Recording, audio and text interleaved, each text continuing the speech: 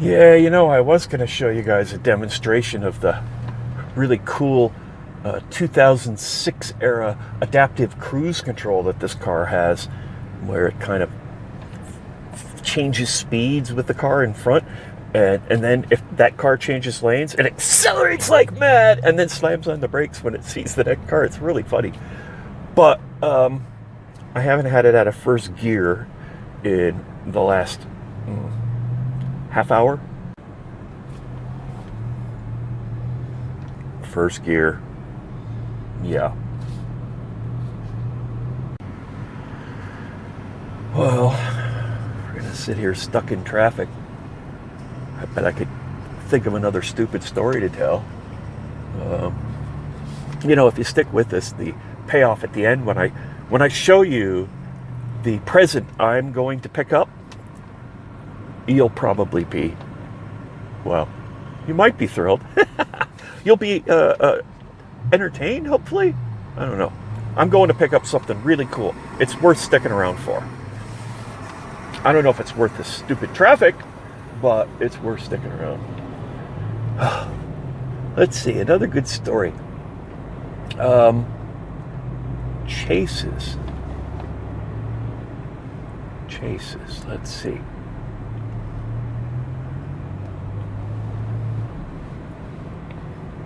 Here's another completely untrue story. When I had my 1980 Kawasaki Z1 R1000, it originally came black. And I got chased a few times in my neighborhood, as one would, and I never ever did put a license plate on that bike. I figured I didn't need to because I wasn't going to stop anyway. And that's really a bad attitude. And in hindsight, I can advise that is wrong. But at the time, I didn't put a license plate on the bike. So I rode around my neighborhood on this flashy black bike, and okay, somebody doesn't like the truck behind me changing lanes into them. I guess I can't blame them. Anyway, I didn't have a license plate on the bike. So the cops would sometimes try and pull me over just because it didn't have a license plate. And I guess I understand that. Okay, this just blows. It really does. I hate this kind of traffic. This is when a manual transmission isn't really that much fun. Well, I guess back to the story. Where was I? Oh yeah, never put a license plate on the Z1R. Occasionally, cops would red light me just because it didn't have a license plate. I understand that. One night, I was zipping down Ventura Boulevard, doing as I did, going right between all of the cars and going as fast as I felt like going. And I went blowing through all the cars, came up to this intersection, real busy, lots of cars, and the light going the other way was yellow, so it was about to turn red. All the traffic had stopped. The light where I was red, of course, about to turn green. So I had checked all the traffic in the intersection. I didn't want to get hit by cross traffic. I was cool, so I went ahead and bunk, jumped the light and went on through the intersection. And the front car in the right lane that I cut through was a police car, and I only caught it out of the corner of my eye right as I went past. But the guy driving it was wearing a uniform with a patch and all of that, but the car was unmarked. So it was marked policeman in an unmarked car. As soon as I blasted through the intersection, woo! He goes lights and siren. Had one of these inside lights or something, I don't know. But he hit his siren almost instantly as soon as I blipped through that intersection, and the chase was on. I took off, and I thought, You know, usually my tactic was to do lots of really rapid acceleration short term, and then really rapid braking, fast turn, rapid acceleration, hard braking, fast turn. No way a police car is ever going to be able to keep up with a bike doing that kind of stuff. Get on the freeway or get in a big open road and go for a long way, they're going to get you every time. So my tactic was usually bink, bink, bink, bink, bink, bink, bink, that kind of thing. And again, I'm making all this up. Never really happened in real life. So they red light me, off I go, and I'm thinking, geez, I really just wanted to go home. So instead of my usual thing where I would just ditch him in a second, I went ahead and continued down Ventura Boulevard for a while and let this guy chase me. And he probably felt like he had a chance then, because instead of me disappearing in the first 10 seconds, he got to chase me for a little while. I was throwing him a bone. So then I made a left turn on like Van Nuys Boulevard and went on up Van Nuys for a ways, and he's staying with me, and you can hear his engine roaring. Oh! He's on it, man. He's hungry. He wants me bad. So I lived kind of in the area, and so I made a turn on one of the side streets and accelerate like crazy, and I went down much further than I normally would have. I went down like 7 or 8 blocks, and then I hit the brakes really hard, and he's way behind me now. I can see him in my mirrors. It's at night, and I had these weird mirrors, these cafe racing mirrors that stuck out of the ends of the handlebars. They're really terrible mirrors, but that's what I had.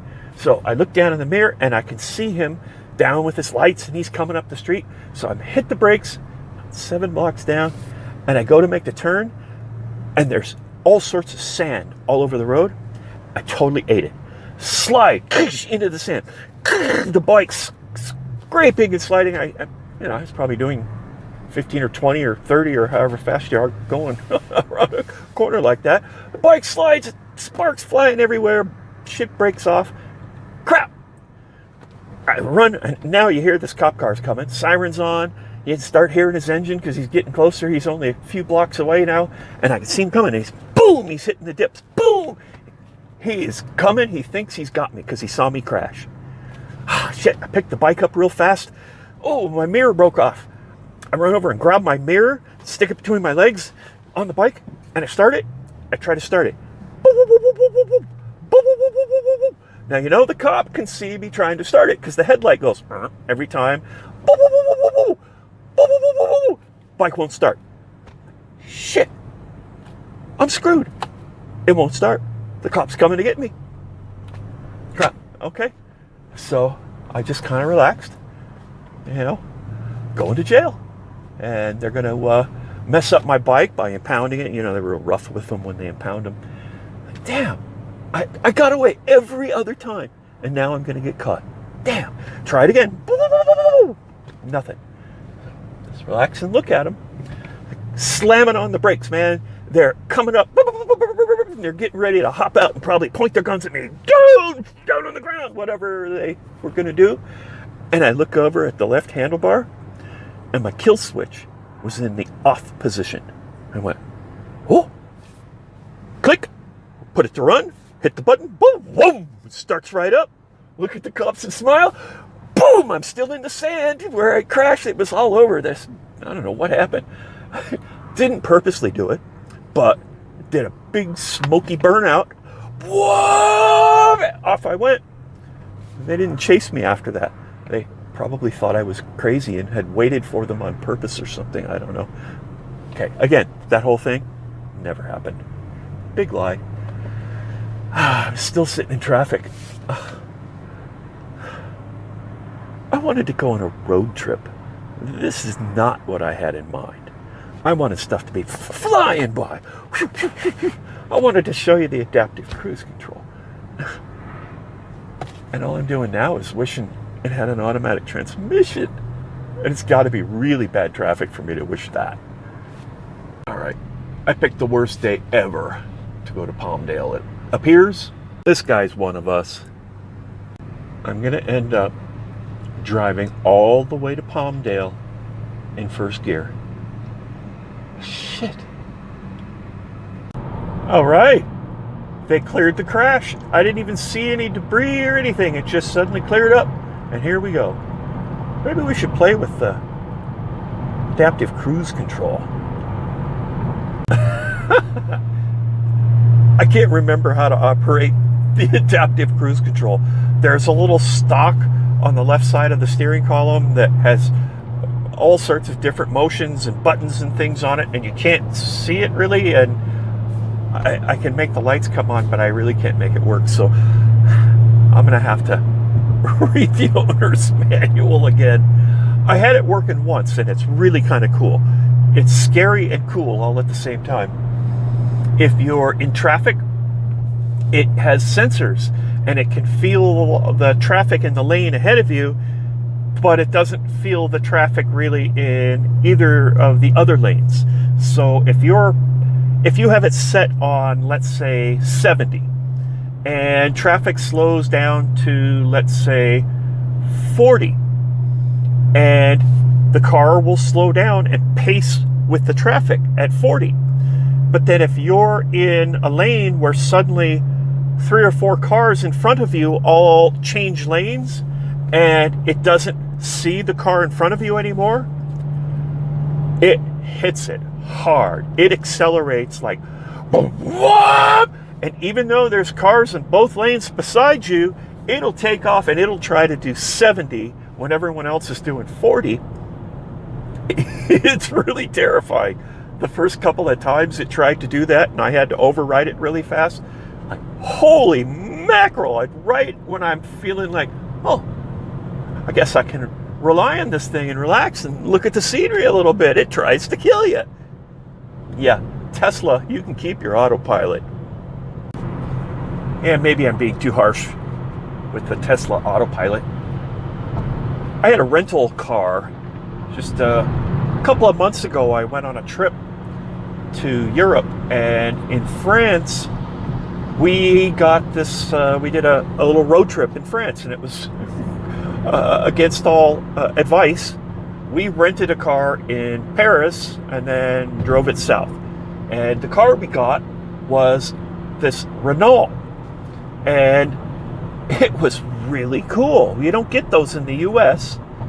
And this thing had adaptive cruise control and lane keeping, where it was hypnotizing to me, where it was funny because it wanted to drive, but it insisted that I keep my hands on the wheel. And everything that it was doing, like, well, why shouldn't I be able to just hang back and watch? And as soon as I do that, it'd start going bing, bing, put your hands on the wheel, put your hands on the wheel, and screaming at me. So that was kind of weird and annoying, but it was really cool to watch this thing steer itself and stay with the traffic, and it was pretty neat. I wouldn't really want one. I prefer to do driving myself, duh. But it was kind of fun to play with, so I'm cool with the technology, and I have no doubt that at some point I'm going to end up with some clapped out shitty old crummy old Tesla. I'm pretty sure I'm going to end up with one because I like electric. I like hybrids. Prius. Let me tell you a little story about the Prius.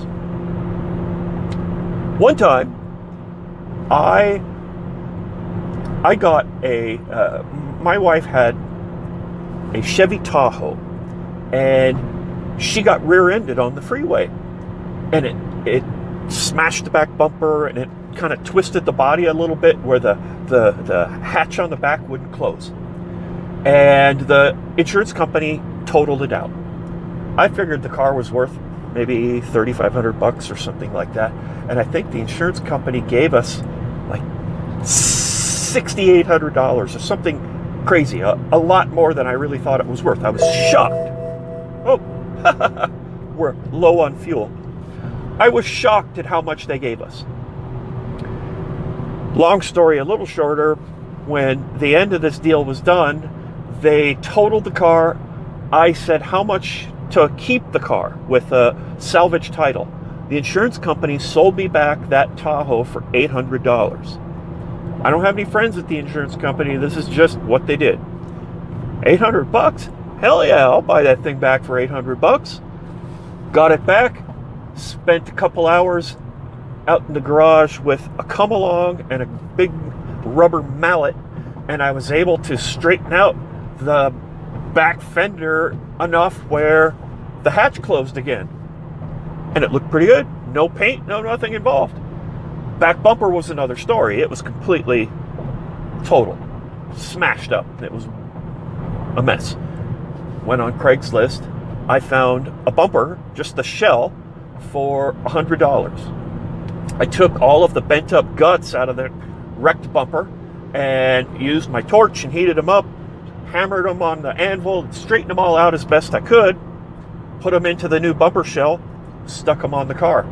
So I got about $100 and several hours of effort involved in repairing this $800 car. So now I've got $900 in it. I put it on Craigslist for sale or trade, and somebody contacts me and they said, hey, we have a Prius. It's got a bad battery and it doesn't really run very good. I mean, it'll limp along, but the main the hybrid battery is no good. Would you be interested in trading plus cash? I said, sure. Went out and looked at it. Matter of fact, it was out in Palmdale, which is right where I'm going right now. And I drove it a little bit. I barely even got it down their street a little bit and back. And it's like, I know it's a piece of crap. The thing's got like a Christmas tree across the dashboard. It's just barely limps along. And I went back and they looked all crestfallen. They were pretty sure I was going to say, this thing's garbage. And I said, I like it. How much do you think it's worth? Now, I had my Tahoe listed on Craigslist. I think I had it for $5,500 or best offer or something like that. I was hoping to get maybe $3,500 for it. Had a salvage title and an oil leak. The lady says, well, I think it's probably worth about $2,500. I said, oh, I was thinking maybe $1,000. After some shrewd negotiation, she gave me $3,500 and that Prius for my Tahoe. So we drove all the way home in a dead Prius at about 25 miles an hour. Thanks, honey. My wife puts up with a lot. And then I spent about $35 buying a new cell for that Prius battery. I took the battery out, took it all apart. It's like 27 little separate slices. One of those slices was bad. Replaced it with a slice out of some other old battery, so it was kind of the same as the rest of them. I didn't balance it, I didn't anything. I just slapped it in there, stuck it back together. That thing ran great. It ran great. Drove that thing for a couple of years. I did a carbon fiber hood on it, carbon fiber wrap on the roof. It was really stupid looking, but cool. I mean, as cool as a Prius could be. My wife actually liked that car after a while. The real cool part about this whole story, though, is if you've been watching my videos, you saw a few back where I spotted an orange 350Z that used to belong to me sitting on one of the streets I was driving down. I traded that Prius that I got. Okay, so I had $1,000 in the Tahoe. The lady gave me $3,500 and the Prius. So I got this Prius for free, and I'm $2,500 ahead on the whole deal. Drove the Prius for a year, and then straight across traded the free Prius for that 350Z. Straight across. Love that sort of horse trade. Doesn't always work out that way, but that one did. I'm sorry, but I don't know how you guys do this. No offense, Texas, but this hat is very uncomfortable. It's giving me a headache. So, I'm sorry. That's better. That thing was hurting me. We're almost there.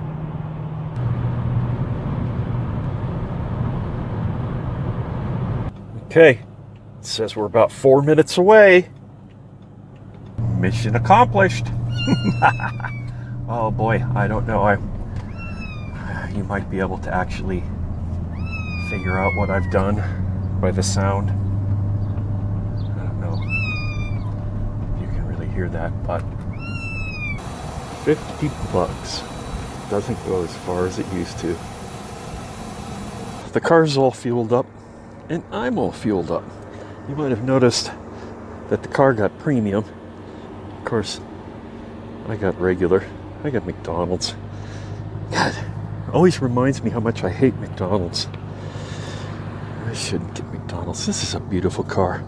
So my errands are done, and now any rational person would just go right on back onto the freeway and drive straight on home. But I'm not that rational, I guess, because I'm going to take this crazy windy way through those mountains. So we're going to go a more indirect route. No freeways for us